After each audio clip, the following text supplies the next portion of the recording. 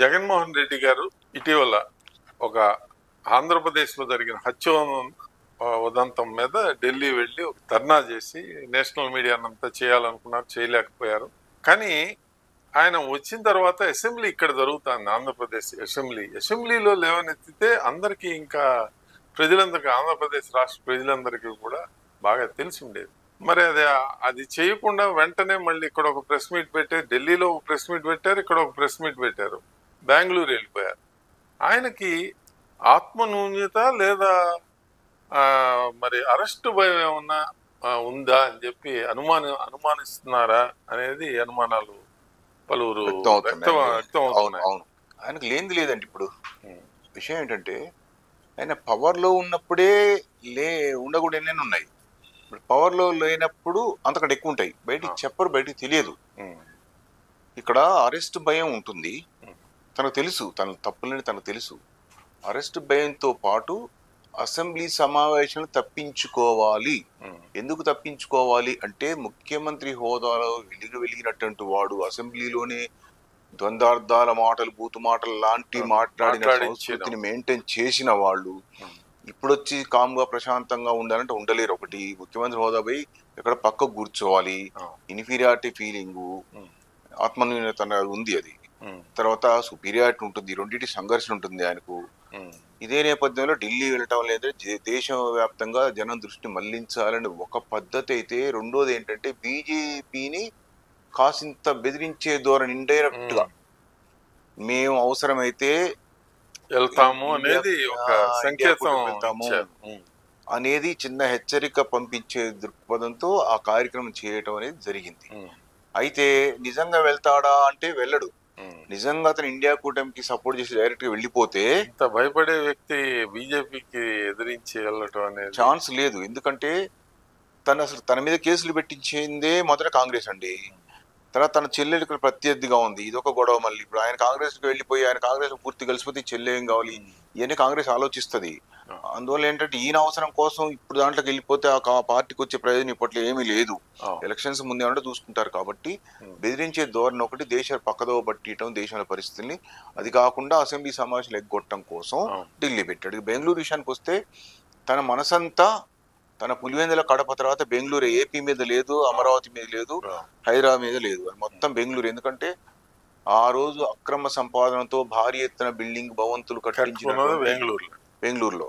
అక్కడ ఏముంటాయో, ఏం జరుగుతుందో అసలు, ఇక్కడికి వస్తే ఖాళీ ఉంటుంది ఎందుకు, ఎవరికి అర్థం కాదు.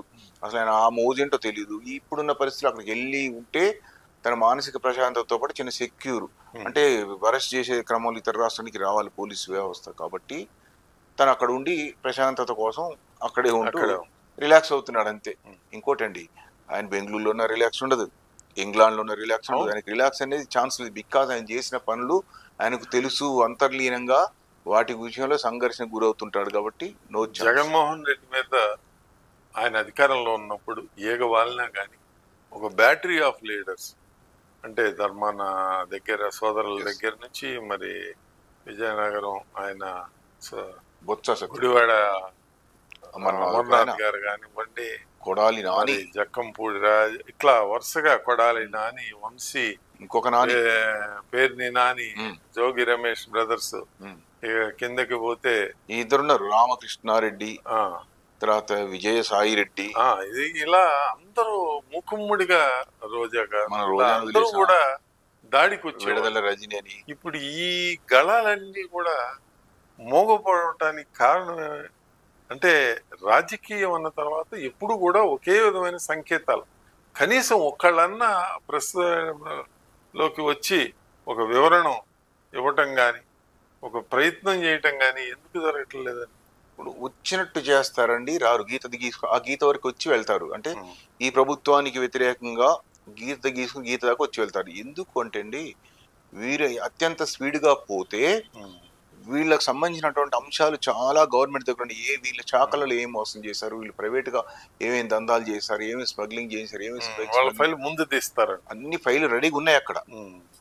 వాళ్ళు ఎందుకు తీయట్లేదు ఏంటండి ఇప్పుడు యాక్చువల్ గా ఏపీ గవర్నమెంట్ జనం ఊహించింది ఏంటంటే పౌరులు రాగండి లోన్ ఇస్తారు ఉమ్, అని ఊహించారు. ఉమ్, వాళ్ళు ఎందుకు అలా చేయలేదు ఏంటంటే ఘర్షణ వాతావరణం పెరిగి ఉద్రేకాలు పెరిగేటప్పటికి జనం మళ్ళీ టెన్షన్ లా అండ్ ఆర్డర్ అది ఆ ప్రాబ్లమ్స్ చేతుల్లో వస్తాయి స్లిప్ అయిపోతుంది. అనే ఉద్దేశంతో ముందు ప్రశాంతత ఇద్దాము, కక్ష సాధింపు గవర్నమెంట్ కాదనిపించుకోవడం కోసం వాళ్ళు ఓపిక పడుతున్నారు. ఇవన్నీ అక్కడ సిద్ధంగా ఉన్నట్టు ఎవరు స్పీడ్గా పోతే వాళ్ళని లోన్ వేయడానికి అవకాశం ఉంది. జగన్మోహన్ రెడ్డి కూడా నటిస్తున్నాడు తప్ప నిజమైన ఉపయోగం కాదు. ఇది వాళ్ళ పరిస్థితి అండి. ఆయన పరదాలు కట్టుకునే తిరగాల్సి వచ్చేది. మరి మొక్కలు అది ఎందుకు నరికేవాళ్ళు, కానీ ఈయన ఎక్కడికి వెళ్ళినా కానీ మొక్కలైతే నరికేవాడు. అంటే తనకి ఏది తోస్తుందేనండి. తనకు మానసికంగా కొన్ని ఎలర్జీ లక్షణాలు ఉంటాయి, జనరల్ బయట ఉంటాయి. ఎలర్జీ లక్షణాలు తిన్నవాళ్ళు కొన్నిటిని భరించలేరు. మరి ఆయనకు ఆ ఎలర్జీ ఉందో లేదో నాకు తెలియదు, కానీ ఆ లక్షణాలు మాత్రం అలాగే ఉంటాయంటే ఎవరితో సఖ్యతగా ఉండకపోవటం, ఎవరిని రానివ్వకపోవటము, చెట్లు మొక్కలు నరికేయటము, పరదాలు కట్టుకుని ఎవరిని చూడటానికి ఇష్టపడకపోవటము, తనకి వ్యతిరేకంగా ఎవరైనా కనిపించిన పోస్టర్ కనిపించిన దాన్ని చూసి ఫీల్ కావటము, ఇలాంటి లక్షణాలు ఉన్నప్పుడు ఇవన్నీ చేస్తూ ఉంటారు.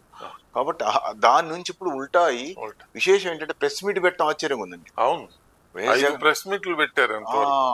ప్రెస్ మీట్ పెట్టడం, మళ్ళీ ఇక్కడ కేసీఆర్ కూడా ప్రెస్ మీట్ పెట్టడం, ఇద్దరు ఆశ్చర్యమే. అందువల్ల అసలు ఆ సబ్జెక్ట్ లోకి పోతే అండి ఇలాంటి వింత రాజకీయాలు, వింత మనుషులు ఎక్కడ లేరు ప్రపంచంలో. నమస్కారం రమేష్ గారు.